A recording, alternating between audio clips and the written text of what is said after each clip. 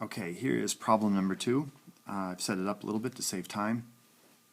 We've got a classic lamp post problem, or street light problem, I should say, where the street light is 15 feet off the ground, and it's sending light that makes a shadow. A man that's 6 feet tall. At the snapshot instant, he's 40 feet away from the lamppost. Okay, and we want to know how quickly is that shadow moving across the ground. This was no doubt invented by some mathematician as he walked home late at night from his mathematical laboratory, and was wondering, how fast is my shadow moving as he walked past that street lamp.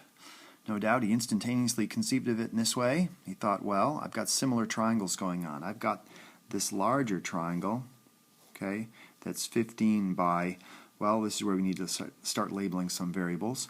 Let's call that x for the distance the man is from the lamppost, and the shadow, the length of the man's shadow, is s. So we've got this is x plus s, and then this smaller triangle that it is similar to, right, that's a symbol for similar, is going to be 6, and then this part is just s.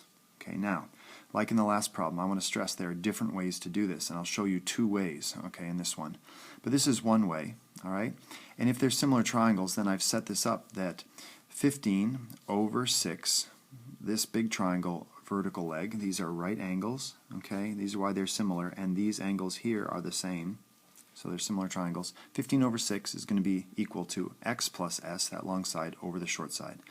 Basic similar triangle stuff, you should really know this. If you don't, brush up on it because it's critical. All right.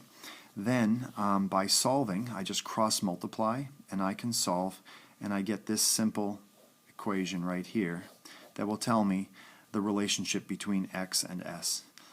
S is always equal to 6/9 whatever x is. If I happen to plug in 40 for my snapshot data, I get s is equal to 26 2/3. I guess I can just write that here. S is equal to 26 2/3 at the instant of our snapshot. All right. Well, it turns out this is the relationship between x and s as variables. So to find the changing rate of the shadow, that's s, of the man, the length of the shadow for the man, I simply can take the derivative of this. All right. If I take the derivative of both sides, let me write it like this, I guess. I'll take, well, I'll do this. d dt of this relationship here, 6/9 x equals s. If I take the derivative with respect to time of that, taking this derivative is just going to be 6/9 and then dx dt. Okay? Whenever we have a constant in front of the variable, we can just take the constant out, take the derivative of the variable, there it is, dx dt, and then put the fraction back in. Now I have not simplified that, but I will in a minute. And then this is just ds dt. Okay, so that's simple enough. We just put in what is dx dt. Well, that's the rate at which the man is walking. And I'll change this. This is 2/3 of 5. Okay, that is what my answer is for ds dt. And what is that? That's 10/3. So that is 3 1/3. Okay, so that's what s is. Now the actual book question is, what is the rate that the entire shadow is moving? So I would need to say that the entire length of that shadow that the man is looking as he walks and the shadow changes. Final answer, can you guess what it is? Is just going to be 5, the rate of the man, plus the rate at which his shadow is moving. So if you could look this up in the back of the book, it would be 8 1/3 feet per second. Okay.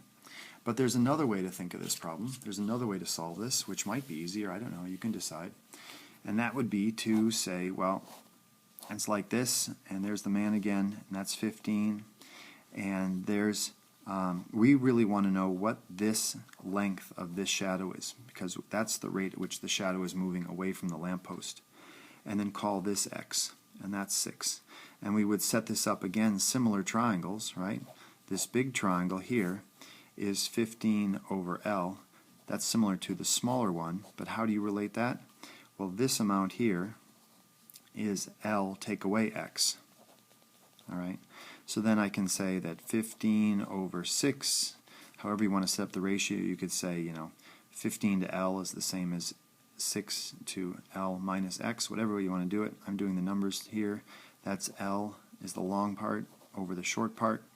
When you cross multiply and solve this, you're going to get 15L minus 15x. I'm distributing all at once because you are big mathematicians that can handle this. I move the x over to here. I subtract 6L from this side. I get 9L equals 15x. And now when I divide, let's see, I want to find dl, so I'm going to divide by 9. So L is equal to 15/9 x. And then you'll see that when I take the derivative, I get dl dt is equal to 15/9 of dx dt, which is 5. And so I get 75/9, which is, guess what, 8 1/3. All right? So I get the same answer, just doing it a different way. However you set up the problem is a little bit up to you, but as long as you are careful in your math, you will get the correct answer. All right, good luck.